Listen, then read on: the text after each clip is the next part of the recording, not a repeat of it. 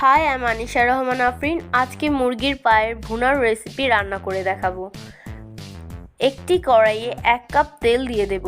তেল গরম হয়ে আসলে 2 পিস দারচিনি, 4 পিস এলাচ, 6টা লবঙ্গ, 2টা তেজপাতা দিয়ে দেব।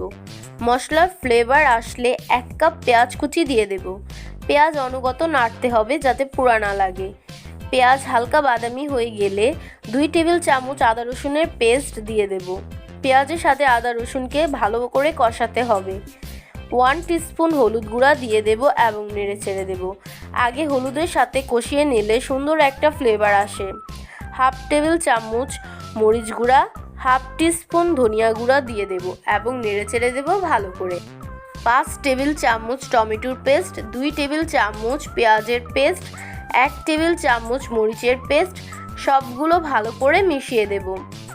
সব পেস্টের মধ্যে লবণ ছিল, এজন্য 1 টিস্পুন লবণ দিয়ে দিলাম। লবণের পরিমাণ তোমাদের টেস্টের উপরে ডিপেন্ড করে। অল্প পানি দিয়ে দেব। মশলা ভালো করে কষাতে হবে। আবার অল্প পানি দিয়ে দেব এবং কষাবো। কষানো হয়ে গেলে মুরগির পাগুলো সব দিয়ে দেব। মুরগির পাগুলো ভালো করে মিশিয়ে দেব। পরিমাণ অনুযায়ী গরম পানি দিয়ে দেব মুরগির পাগুলো সিদ্ধ করার জন্য। ঢাকনা দিয়ে ঢেকে দেব 10 মিনিটের জন্য। বলক আসলে 10 মিনিট পর ঢাকনা খুলে দেব এবং নেড়ে চেড়ে দেব। জাস্ট পিঞ্চ গরম মশলা দিয়ে দেব, নাড়তে হবে। আবার 20 মিনিটের জন্য ঢাকনা দিয়ে ঢেকে রাখবো মিডিয়াম টু লো আছে পাগুলো সিদ্ধ করার জন্য। 20 মিনিট পর ঢাকনা খুলে দেব। 1/2 টিস্পুন জিরা দিয়ে দেব।